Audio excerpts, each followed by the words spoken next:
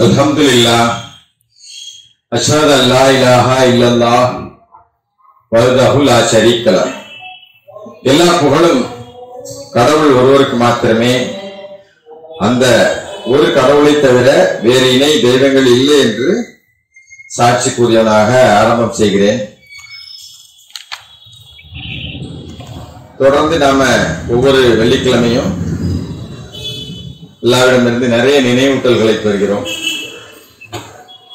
ஏன்னா அல்லாஹ் சொல்றாங்க, நினைவூட்டுவீராக, ஏனெனில் நம்பிக்கையாளர்களுக்கு நினைவூட்டல் பயனளிக்கும். நினைவூட்டுவீராக, ஏனெனில் நம்பிக்கையாளர்களுக்கு நினைவூட்டல் பயனளிக்கும். என்னை மட்டும் வழிபடுவதற்காகவே அன்றி மனிதனை நான் படைக்கவில்லை. அல்லாஹ் மட்டுமே வணங்குவதற்காக தவிர மனுஷன் அல்லாஹ் படைக்கவே இல்லை. இதுதான் கடந்த ஜுமாவினுடைய சாராம்சம். அதுக்கு முன்னாடி வாரம் கூட ஒரு விஷயம் சொன்னார் ரொம்ப சிறப்பா. குர்ஆனை பற்றி, படைப்புகளை பற்றி சிந்திப்பது, அதை கவனிச்சு பார்க்கறது, புரிந்து கொள்வது, அது நம்முடைய நம்பிக்கையை வலுப்படுத்தும் அப்படின்னு சொன்னார். எல்லாமே குர்ஆன்ல இருந்து நம்ம தொடர்ந்து பார்த்துட்டே இருக்கோம். இன்னைக்கு அந்த அல்லாஹ்வை நினைவு கூறுவதற்காக இல்ல வழிபடுவதற்காகத்தான் மனுஷன் படைக்கப்பட்டிருக்காங்க. அதுல ஒரு பார்ட்டா இருக்கக்கூடிய, இப்படி கூட வச்சுக்கலாம், சேரிட்டி வெஸ் சேரிட்டபிள்னு வச்சுக்கலாம். தர்மம், தர்ம சிந்தனை பத்தி நம்ம பார்க்கலாம் இன்ஷா அல்லாஹ். அதுக்கு முன்னாடி நீங்கள் தொடர்பு தொழுகையை கடைபிடிக்கவும், மேலும் கடமையான தர்மத்தை கொடுக்கவும், மேலும் குனிந்து வழிபடுவதுடன் சேர்ந்து குனிந்து வழிபடவும் வேண்டும். இது 2வது அத்தியாயத்தின் 43வது வசனம். திருப்பி படிக்கிறேன். நீங்கள் தொடர்பு தொழுகையை கடைபிடிக்கவும், மேலும் கடமையான தர்மத்தை கொடுக்கவும், மேலும் குனிந்து வழிபடுவோருடன் சேர்ந்து குனிந்து வழிபடவும் வேண்டும். 3வது அத்தியாயத்தின் 43வது வசனம். மேரிக்கு எல்லாம் சொல்றாங்க, மரியம் உம்முடைய இரட்சகருக்கு சரணடையவும் சிரம்பணியவும் குனிந்து வழிபடுவதுடன் சேர்ந்து குனிந்திடவும் வேண்டும். சேர்ந்து அந்த 2 வசனத்திலையும் இன்ஸ்டிக் பண்ணி சொல்றது ஒரு விஷயம், சேர்ந்து செய்யுங்க அப்படின்னு சொல்றது. அதுக்காக நான் சொன்ன அந்த 2 வசனத்தையும். எனவே நீர் பின்பற்றுமாறு உமக்கு கட்டளையிடப்பட்ட பாதையில் உம்மோடு திருந்தியவர்களுடன் ஒன்று சேர்ந்து தொடர்ந்து செல்கிறார். 11வது அத்தியாயத்தில் சொல்றாங்க, நீர் பின்பற்றுமாறு உமக்கு கட்டளையிட்ட பாதையில் உம்மோடு திருந்தியவர்களுடன் ஒன்று சேர்ந்து தொடர்ந்து செல்வீராக, மேலும் வரம்பு மீறாதீர்கள். அவர் நீங்கள் செய்யும் ஒவ்வொன்றையும் பார்ப்பவராக இருக்கின்றார். 18வது அத்தியாயத்தின் 28வது வசனம். அவரை மட்டும் தேடியவர்களாக பகலும் இரவும் தங்கள் இரட்சகரை வழிபடுவோம் இருப்பதற்கு உம்மை நீர் நிர்பந்தித்துக் கொள்ள வேண்டும். யாரோட சேர்ந்து? எல்லாமே நான் சொன்ன வசதி எல்லாமே சேர்ந்து சேர்ந்து சேர்ந்து தான் எல்லாம் சொல்றாங்க. Together together. குர்ஆனை எடுத்துக் கூறப்படும் போது அதனை நீங்கள் கருத்தூன்றி செவியேற்கவும் கவனத்தில் எடுத்துக்கொள்ளவும் வேண்டும். நீங்கள் கருணை அடையலாம். இது திருப்பி திருப்பி தினசரி கேட்கிறோம். இருந்தாலும் ரொம்ப கொஞ்சம் கருத்தாக்கள், அதுதான் அவருக்கு போன வாரத்துக்கு ரொம்ப கவனிச்சு பாருங்க, சிந்திச்சு பாருங்க, புரிஞ்சுக்கிடுங்க. புரிந்து கொள்ளுதல் அல்லாஹ் ஒரு பிளஸிங் சொல்றாரு. வேதத்தையும் புரிந்து கொள்ளுதலையும் கொடுத்தோம். இப்ராஹிமுக்கும் சொல்றாரு, இன்னொருத்தருக்கும் குறிப்பிட்டு சொல்றாரு.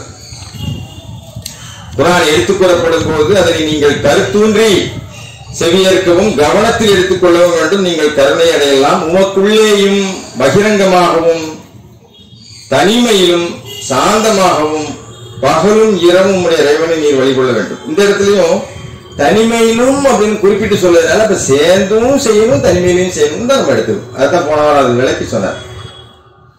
ரொம்ப நல்லவன்பா அப்படின்னு சொன்னா அவன் நல்லவன் இல்லை கெட்டவன் அப்படின்னு நம்ம எப்படி புரிஞ்சுக்கிறோமோ, அதே மாதிரி எல்லாம் தனிமையிலும் பண்ணுங்க அப்படின்னா சேர்ந்தும் பண்ணுங்கிறத வலியுறுத்தி, இதையும் பண்ணு இதையும் பண்ணு.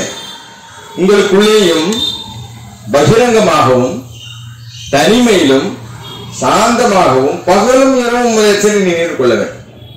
ஏன்னா நம்மளுடைய பர்பஸே, படைக்கும் நோக்கமே நினைவூட்டுவீராக, ஏனெனில் நம்பிக்கையாளர்களுக்கு நினைவூட்டல் பலனளிக்கும். இது 51, 55, 56 என்ன சொல்றாங்க? என்னை மட்டும் வழிபடுவதற்காக மனிதனை நான் படைக்கவே இல்லை. படைக்கல, ஜின்களையும் சேர்த்து சொல்றாங்க. நான் அதை ஜின்களையும் மனிதர்களையும் என்னை வணங்குவதற்காக நான் படைக்கவே. உம்முடைய இறைவனுடன் இருப்பவர்கள் ஒருபோதும் அவரை வழிபடுவதற்கு மிகவும் கர்வம் கொண்டவர்களாக இருப்பதில்லை. அல்லாஹ் வழிபடுவதற்கோ அல்லாஹ்வை நினைக்கிறதுக்கோ அல்லாஹ் சொன்ன விஷயங்களை செய்வதற்காகவோ அவங்க கர்வம் கொள்வதில்லை. அவர்கள் அவரை துதிக்கின்றனர், மேலும் அவர் முன்னர் சிரம்படிந்து விழுகின்றனர். இதெல்லாம் 7வது அத்தியாயத்தின் கடைசி 3 வசனங்கள் தான் நான் படிச்சேன். நன்னறினா என்ன அப்படின்னு நிறைய இடத்துல நிறைய விஷயம் சொல்றாரு. ரொம்ப சிம்பிளா அல்லாஹ் ஒரு இடத்துல சொல்லி காட்டுறாங்க. கட்டளைகளை ஆதரிப்பது மற்றும் வெளிப்படையாக இருப்பதன் மூலமே தான் அடையப்படுகிறது. டிரான்ஸ்பரண்டா கட்டளை ஆதரிக்கிறது, டிரான்ஸ்பரண்டா இருக்கணும். நம்ம டிரான்ஸ்பரண்டா இருக்கணும் எப்பவுமே. அக்கௌண்டபிலிட்டி, நமக்கு ஒரு கணக்கு இருக்கு. நம்ம சும்மா வரல இந்த உலகத்துல, வீணுக்காக எல்லாம் எதையும் படைக்கல. எல்லாத்துக்கும் ஒரு கணக்கு இருக்கு. நம்மளை படைச்சிருக்கிறதுக்கு ஒரு கணக்கு இருக்கு. அப்போ இது இந்த சேர்ந்து செய்யணுங்கிறதுக்காகத்தான் மூசா நபி ஹிஸ்டரியில நிறைய படிப்பினைகள் இருக்குன்னு நல்லா சொல்லிட்டு நிறைய இடத்துல அதை பத்தி சொல்றாங்க. கிட்டத்தட்ட 3ல் 1 பாகம் மூசா ஹிஸ்டரி எல்லாம் திருப்பி சொல்லியிருப்பாங்க. அதுல இருந்து நம்ம பாட வேண்டிய படிக்க அதுல ஒரு விஷயம் அவர் சொல்ல, எனக்கு ஒரு உதவியாளரை தாங்க, என் சகோதரர் ஆரோனை, அவருடன் என்னை பலப்படுத்துவீராக. அப்ப கூட ஒரு ஆள் இருந்தா ஒரு பலம் அப்படிங்கிறத நம்ம புரிஞ்சுக்கிறோம். தனியா இருக்கிறதுக்கும் இந்த உலகத்துல என்னுடன் பங்காளியாக அவர் இருக்க செய்வாராக, என்னை ஒரு பார்ட்னர் ஆக்கிவே. அவர் கூட நாங்கள் உண்மை அடிக்கடி துதிப்பதற்காக, உன்னை நினைவு கூறுவதற்காக, மேலும் உண்மை அடிக்கடி நினைவு கூறுவதற்காக. 20ல் 29, 30, 31, 32, 33 வசனத்தை படிச்சா நம்ம புரிஞ்சுக்கலாம். அதாவது நம்ம எல்லாம் ஒரே சமூகமா தான் இருந்தோம், எப்போ ஒரே கூட்டமா தான் இருந்தோம். அல்லாஹ் மட்டும் அப்படின்னு தெரிஞ்ச உடனே இந்த பிளவு எப்ப வந்துச்சு அப்படின்னா, இல்ல பிரிவு எப்படி வந்துச்சு, இந்த குழு மேட்டர்லாம் எப்ப வந்துச்சு அப்படின்னா பொறாமை தான். அதெல்லாம் சொல்லிட்டாங்க 213 பொறாமைதாமா காரணம், வேற எந்த காரணமும் கிடையாது. பொறாமை இல்லாமல் வாழ்வது ஒரு சிறந்த ஒழுக்கம். அல்ல நாளைக்கு சொர்க்கத்துக்கு நம்ம அனுப்பணும் அப்படின்னா நம்ம மனசுல பொறாமை இல்லாம இருந்தா தான் நம்ம உள்ள போக முடியும். அதுதான் அதை நீக்கிட்டு தான் அனுப்புவேன்னு சொல்றாங்க. அப்ப பொறாமை என்ன அப்படின்னு நமக்கு தெரிஞ்சிருக்கணும். நம்ம என்ன, எனக்கு எந்த பொறாமையும் இல்லை, அதை யாராவது ஒரு நல்ல விஷயமா நல்ல ட்ரெஸ் பண்ணி இருக்கட்டும், நல்ல வசதி வாய்ப்போட இருக்கட்டும், ஐயோ நமக்கு இல்லையே அப்படின்னு நினைக்கிறது தான் பொறாமை. நமக்கு இல்லையே, அது நமக்கு என்ன வேணாலும் கேட்டா அல்லா தர போதுமானவரா இருக்க. நம்ம என்ன பண்றோம், நல்லா இருக்கட்டும் அல்ஹம்துலில்லாஹ் அப்படின்னு நினைக்காம, ஏன்னா இது உள்ளூர அடி மனசுல நாம நினைச்சிருக்கக்கூடிய விஷயம். அது வெளியில யாரையும் சொல்ல மாட்டோம். நம்ம பொறாமப்படுறோமா இல்லையா நமக்கு மட்டும்தான் தெரியும், வேற யாருக்குமே தெரியாது. அதனாலதான் அல்லாஹ் சொல்றாங்க, சொர்க்கத்துக்குள்ள போனா பொறாமையை நீக்கிட்டு தான் அவங்க சொர்க்கத்துக்குள்ள நான் அவங்க பிரவேசிக்க வைப்பேன்னு சொல்றாங்க. அதனால அதாவது பொறாமை சிறப்பான ஒருத்தன் பொறாமை இருக்காது. பிறர் உயர்வு கண்டு மகிழாமல் பொறாமைப்படுபவன், பொறாமைப்படுறவனுக்கு எதிரி வேற யாரும் வேண்டாங்க, அவன் தான் எதிரி. அவனுக்கு அவன் தான் எதிரி, வேற யாரும் தேவையில்லை. அவன் அழிக்கிறதுக்கு யாரும் தேவை. சைத்தான் ரொம்ப ட்ரிக்கா நம்மகிட்ட வேலை செய்வான்.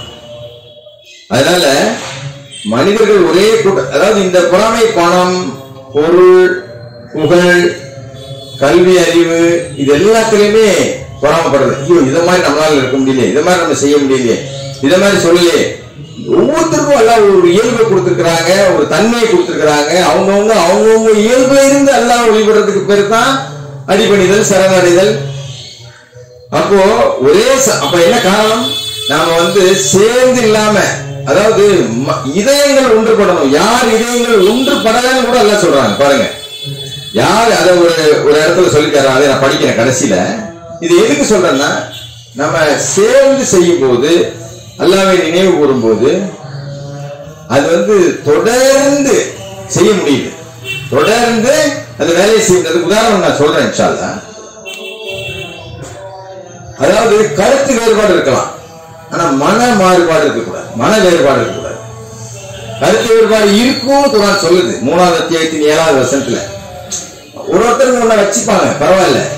அதுக்காக நமக்குள்ள மனசு வெறுத்திடக்கூடாது, பிரிச்சு பார்க்க கூடாது. அப்படி பிரிச்சு பார்த்தா நம்ம செதறி சின்ன பேர். அதுதான் சொல்றாங்க, நம்பிக்கை கொண்டவரை உங்களைத்தான் நீங்கள் செய்யாதவற்றை ஏன் கூறுகின்றீர்கள், நீங்கள் செய்யாதவற்றை கூறுவது கடவுளின் பாதையில் மிகவும் வெறுப்புக்குரியதாகவும் ஒரு சுவரின் செங்கற்களை போல ஓரணியில் ஒற்றுமையாய் அவர் நிமித்தம் சண்டையிடுபவர்களை கடவுள் நேசிக்கின்றார். அப்போ ஒரே காலமா, அதாவது God loves those who are fighting the cause united in one column சொல்றார். அப்போ மன மாறுபாடு இருந்துச்சா நம்ம அங்க ஒருத்தர் இருப்பாரு, அங்க ஒருத்தர் இருப்பாரு, ஒற்றுமையா நம்ம இருக்க முடியாது. எல்லாம் மட்டும்ங்கிற அடிப்படையில் நாம எல்லாம் யாராவது வேறாவும் இருந்தோம், எங்கெங்கேயோ இருந்தோம். நம்மள எல்லாம் ஒண்ணு சேர்த்துக்கிறதா அது அல்லாஹ்வுடைய அருள், அல்லாஹ்வுடைய கருணை. அதை நம்ம புரிஞ்சுக்கணுங்கிறதுக்காக தான் சொல்றேன். அப்போ எதுல நம்ம ஸ்ட்ராங்கா நிக்கணும்? அவர் ஒண்ணு சார் சொல்லிட்டு போறாரு, நமக்கு என்ன இருக்கு, எத்தனை வேணா சொல்லிட்டு போட்டோம். எல்லாம் அல்லாஹ்வுடைய நாட்டப்படி திட்டப்படி தான் சொல்லுவாங்க. அதை நம்ம எப்படி எடுத்துக்கிறோம், அதை எப்படி கடந்து போறோம், அதுல இருந்து என்ன படிப்பினை பெற்றுக்கிறோங்கிறத நமக்கு முன்னாடி இருக்கக்கூடிய சவால். எது வேணாலும் சொல்லணும், எது நடந்து முடிஞ்சதெல்லாம் யார் சரி கையில இருந்து வந்துச்சு, அல்லாஹ் இருந்து வந்துச்சு, புரியுதா? இப்ப என்ன பண்ணலாம் அப்படிங்கறத நாம முடிவு பண்ணலாம். இதெல்லாம் எதுக்கு அப்படின்னா, வாழ்வில் எது முக்கியம்? பெயரா, புகழா, மன நிறைவா? எப்போது வாழ்வு அர்த்தமுள்ளதாகும்? நம்ம வாழ்க்கை எப்ப அர்த்தமுள்ளதாகும்? மனிதாபிமானத்துடன் வாழ்வதிலா, பணம் சேர்ப்பதிலா? இது இன்னைக்கு நான் காலையில் படிச்ச ஒரு கவிதை, அதனால அதை படிக்கிறேன். இது இப்ப படிச்ச இல்லையா, வாழ்வில் எது முக்கியம் அப்படிங்கிறது. இது கன்ஃபியூஷஸ் எழுதின, கன்ஃபியூஷஸ் இல்ல லாவோட்ஸ் எழுதின ஒரு கவிதை. சீன தத்துவஞானி 2600 வருஷத்துக்கு முன்னாடி ஒரு கவிதை, அது நிறைய கவிதை எழுதியிருக்காரு, அது ஒரு கவிதை. இது வாழ்வில் எது முக்கியம்? பெயரா, புகழா, மன நிறைவா? எப்போது வாழ்வு அர்த்தமுள்ளதாகும்? மற்றவர்களுக்கு ஒருவருக்கொருவர் உதவி செய்து மனிதாபிமானத்துடன் வாழ்வதிலா, பணம் சேர்ப்பதிலா? வாழ்வில் துன்பம் தருவது எது? லாபமா, நஷ்டமா? அதிகமான ஆசை அனாவசிய செலவுகளில் முடிகிறது. அளவுக்கு மீறி சேர்ப்பது அழிவில் கொண்டு விடுகிறது. போதுமென்ற மனம் பெற்றிருக்கும் போது பழிச்சொல் நம்மை பாதிப்பதில்லை. எடுத்த காரியத்தை எப்போது நிறுத்த வேண்டும் என்ற நிதானம் இருக்கும் போது ஆபத்துக்கள் அணுகுவதில்லை. இவனே வாழத் தெரிந்த மனிதன், கடவுளுடன் ஒன்றி வாழ்ந்து வென்றவன் அப்படின்னு சொல்றார். கருத்து ரொம்ப நல்லதா இருக்கு.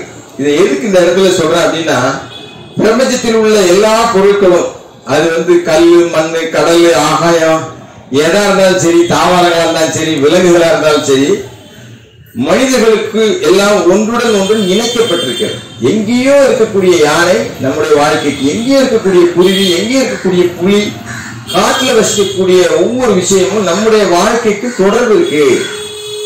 இது இன்டர் கனெக்ட்னஸ் சொல்லி 1945 டேவிட் பாம்ங்கிறவர் கண்டுபிடிக்கிறார். ஒன்றுக்கொன்று பரஸ்பரம் உதவியாக படைக்கப்பட்டிருக்கின்றன, செயல்படுகின்றன சொல்லு. எல்லாமே உங்களை மாதிரி படைப்புகள் தான் அப்படின்னு சொல்லி நமக்கு தெரியும். அந்த கிளாசிபிகேஷன் என்ன மாதிரி எல்லாம் வகை பிரிச்சு வச்சிருக்கிறாங்க அப்படின்னு சொல்லி. அதனால வலிமைக்கு பதில் மென்மைதான், கோபத்துக்கு பதில் அன்புதான், பகைமைக்கு பதில் உறவுதான், அதிகாரத்துக்கு பதில் எளிமைதான். இதெல்லாத்தையும் சேர்த்து சொல்ல வர்ற விஷயம் என்னன்னா, நாம நம்பிக்கை கொண்ட நம்பிக்கையாளர்கள் ஒரு குடும்பத்தின் அங்கத்தினர்கள் நல்லா சொல்றாங்க. நாம அப்படி இருக்கிறோமா அப்படின்னு நம்மளை சுய பரிசோதனை செஞ்சுப்பாங்க. நம்பிக்கையாளர்கள் ஒரு குடும்பத்தின் அங்கத்தினர்கள் ஆவர். உங்களுடைய குடும்பத்திற்குள் நீங்கள் சமாதானம் பேணவும், மேலும் கடவுள் மீது பக்தி, அதாவது கடவுளுக்கு முக்கியத்துவம் செலுத்தவும் வேண்டும், பக்தி செலுத்தவும் வேண்டும். நீங்கள் கருணை அடையும் பொருட்டு. இவ்வளவு நேரம் படிச்ச எல்லாமே நம்ம நிறைய குர்ஆன் வசனம் தான் சொன்னோம். சேர்ந்து செயல்படுங்க.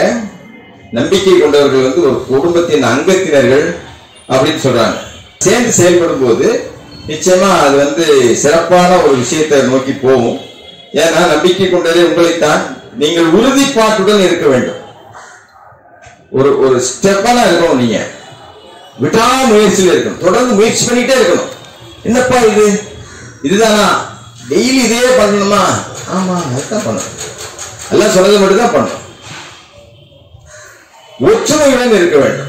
ஒரு ஒருங்கிணைஞ்சு ஒற்றுமையுடன் நீங்கள் வெற்றி அடையும் பொருட்டு நீங்கள் கடவுளை கருத்தில் கொள்ள வேண்டும் சொல்றார். அதாவது நம்பிக்கை கொண்டவரே உங்களைத்தான், நீங்கள் உறுதிப்பாட்டுடன் இருக்க வேண்டும், விடாமுயற்சியுடன் ஒற்றுமையுடன் இருக்க வேண்டும், கடவுளை கருத்தில் கொண்டு நீங்கள் வெற்றி அடையும் பொருட்டு.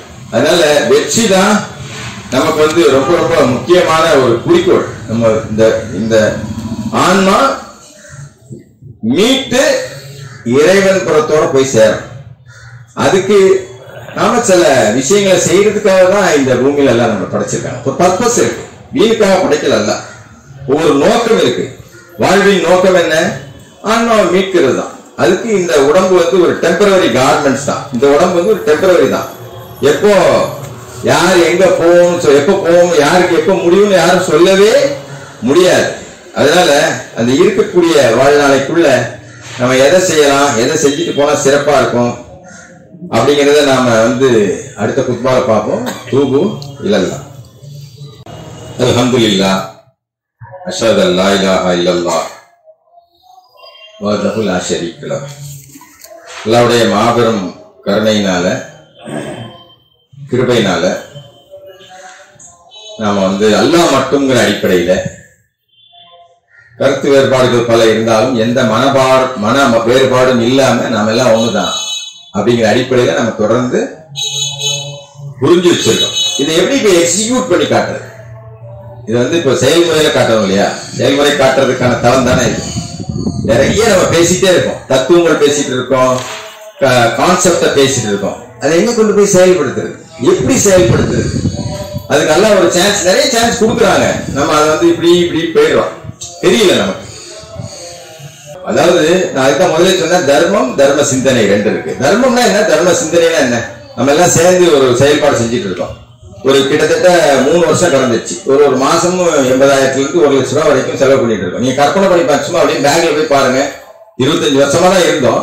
எல்லாருடைய கிருபையில இந்த ஒண்ணு சேர்ந்து வழிபாடு செய்யறதுனால ஒரு செயல்பாடு ரொம்ப சிம்பிள். கொரோனாக்கு அப்புறம் ஆன்லைன் வகுப்பு ஆரம்பிச்சதுக்கு அப்புறம் அதுல இருக்கவங்க சேர்ந்து, அதாவது தர்மம்னா என்ன அப்படின்னா அது பொருளாவோ பணமாவோ இருக்கலாம். அது வந்து இப்ப அதுல நிறைய பேர் கமிட் பண்ணி கொடுத்துருக்காங்க. அதுக்கு பேரும் சேரிட்டி தான். நான் மாசம் இவ்வளவு தருவேன் அப்படின்னு சொல்லி கொடுத்துட்டு இருக்காங்க. ஆனா சேரிட்டபிள்னா என்ன? சேரிட்டிக்கு எல்லாம் வந்து சேரிட்டின்னு ஒரு 20-29 இடத்துல சொல்றாங்க. சேரிட்டபிள்னு ஒரு 17 இடத்துல சொல்றாங்க.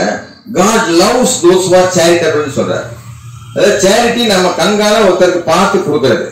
ஆப்ளிகேட்டரி தர்மம் வேற, கடமையான தர்மம் வேற. நம்ம ரெண்டையும் கன்ஃபியூஸ் பண்ணிக்க கூடாது. கடமையான தர்மம் யாருக்கு கொடுக்கணும், எப்படி கொடுக்கணும் நல்லா சொல்லியிருக்கிறாங்க. அதையும் தாண்டி நீங்க தர்மம் கொடுங்க, தர்ம சிந்தனையோட இருங்கன்னு சொல்லியிருக்காங்க. அந்த தர்மத்துக்கும் தர்ம சிந்தனத்துக்கும் என்ன? ஒருத்தருக்கு வந்து பசிக்குது சாப்பாடு வாங்கி கொடுக்குறோம், ஒருத்தருக்கு வந்து பள்ளிக்கூடத்துக்கு ஃபீஸ் கட்டுறோம், இல்லட்ட வந்து ஏதோ ஒரு உதவி செய்யறோம், கல்விக்கு உதவி செய்யறோம், ஒரு மருத்துவத்துக்கு உதவி செய்யறோம். அதெல்லாம் அந்த நேரத்துல முடிஞ்சோம். இதே நீங்க ஒரு பள்ளிக்கூடம் கட்டுறீங்க, நீங்க ஒரு ஆஸ்பத்திரி கட்டுறீங்க. அதாவது நம்ம நண்பர் ஒருத்தர், அவர் அப்படித்தான் மஸ்ஜித் சேவை கமிட்டின்னு ஒரு கிட்டத்தட்ட ஒரு மாசத்துக்கு 1 கோடி ரூபாய்க்கு காய்கறி ஜாமான், பழங்கள், அதாவது வீட்டு சாப்பாடுலாம் கொடுத்து ஒரு டிஸ்ட்ரிபியூஷன் பண்றாரு. இங்க வருவாரு, இப்ப வரல, 1 வருஷமா. அவர் எங்க பேசாலும் இப்படிதான் சொல்லுவாரு, நீங்க மட்டும் வேலை செய்யறீங்களா, நீங்க செத்தா அது முடிஞ்சு போயிருங்க. மற்றவங்களோட சேர்ந்து வேலை செய்யறீங்களா, நீங்க செத்தாலும் அது வேலை நடந்துட்டு இருக்கு அப்படின்னு சொல்லுவாரு.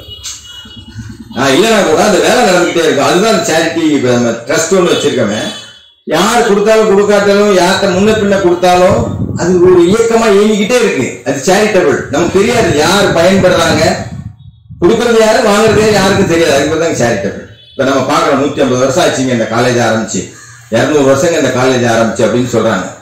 3 வருஷத்துல ஒரு வருஷத்துக்கு 15 லட்ச ரூபாயா, 15 லட்ச ரூபாயில இருந்து 18 லட்ச ரூபாய் வரைக்கும் நம்ம டிஸ்ட்ரிபியூட் பண்ணிருக்கோம். யாருக்குமே தெரியாது, யாருக்குமே ஒரு பெரிய பேர்டனாவே இல்லை. இதுல வந்து 100 இந்த நம்ம சேரிட்டி ட்ரஸ்ட்ல 100 ரூபாயும் கொடுக்குறாங்க, 5000 ரூபாயும் கொடுக்குறாங்க. எல்லாருக்கும் டிஸ்ட்ரிபியூட் ஆகுது பாருங்க அந்த பங்கு பலன். இதெல்லாம் வலியுறுத்தி சொல்லக்கூடிய ஒரு விஷயம். இது சேரிட்டி. ஆனா சேரிட்டபிள் அடுத்தாப்புல ஒரு விஷயம் இருக்கு. இந்த விஷயத்தோட நான் முடிச்சிடறேன். அதாவது இந்த குரான் வந்து ஒரு மாசத்துக்கு 300 இருந்து 400 குரான் வந்து மாற்று மதத்தவர்கள்ட்ட போய் சேரும். அல்ஹம்துலில்லாஹ். அதாவது கூகுள்ல எப்படி, அதாவது குரான் பிளே ஸ்டோர்லயோ ஆப் ஸ்டோர்லயோ சர்ச் பண்ணா ஃபர்ஸ்ட் வரணுமா, ஃபர்ஸ்ட் வந்ததில் நம்ம அதை போய் பார்ப்போம். ஃபர்ஸ்ட் வரதோட மட்டும் இல்ல, எல்லாரும் போய் பாருங்க, ஒரு ஏதாவது ஒன்று டவுன்லோட் பண்ணா வியூ, அதாவது ரிவ்யூ எப்படி இருக்கு, ரிவ்யூ நல்ல ரிவ்யூ எழுதியிருக்காங்க, இதை பார்ப்போம் அப்படின்னு படிப்பாங்கல்ல. நம்ம வச்சிருக்கக்கூடிய இந்த டிரான்ஸ்லேஷன் தமிழ்ல இருக்கு, ஆங்கிலத்தில் இருக்கு, அரபிக்ல இருக்கு. அது நிறைய மக்களுக்கு போய் சேர வேண்டாமா? இப்ப நான் சொல்ல, ஒரு நாளைக்கு 300 ஒரு மாசத்துக்கு 300 to 400 குரான் போஸ்ட்ல போய்கிட்டு இருக்கு. அமேசான்லயோ பிளிப்கார்ட்லயோ நீங்க குரான் சர்ச் பண்ணீங்க, ஈஸி டிரான்ஸ்லேஷன் குரான் சர்ச் பண்ணா இதுக்கு வரும். அதுக்கு ரிவ்யூ எழுதலாம், அதை போய் பார்க்கலாம், அதுல ஆர்டர் பண்ணி கொடுக்கலாம். யாருக்காவது குரான் வேணும்னா ஒன்லி டிரான்ஸ்போர்டேஷன் சார்ஜ் மட்டும்தான் நம்ம வாங்குறது. அதனுடைய சார்ஜ் இந்த ஒரு குரான் பிரிண்ட் பண்ணா 300 ரூபா ஆகுது. எல்லாம் வந்து ஜெனரேஷன் டு ஜெனரேஷன் பாஸ் பண்ணுவேன்னு சொல்றாங்க இந்த குரானை. ஒரு தலைமுறையிலிருந்து இன்னொரு தலைமுறைக்கு அது வந்து செயலா இருக்கலாம், குரானுடைய கருத்தா இருக்கலாம், இந்த புக்கா இருக்கலாம், எப்படி வேணாலும் இருக்கலாம். நம்மளுடைய பங்களிப்பு கொடுக்கணும் வேண்டாம். இந்த செய்தியை கொண்டு போய் சேர்க்க வேண்டியது யார் யாரையெல்லாம் இது சென்றடைந்தோ அவர்கள் அச்சமூட்டி எச்சரிக்கை செய்யக்கூடிய சமுதாயமாக மாறட்டும். 6ஆம் அத்தியாயத்தின் 19வது வசனத்தில் சொல்றான். இல்ல அதுக்கு இந்த எல்லா குரூப்லயும் அந்த லிங்க் வந்திருக்கும்.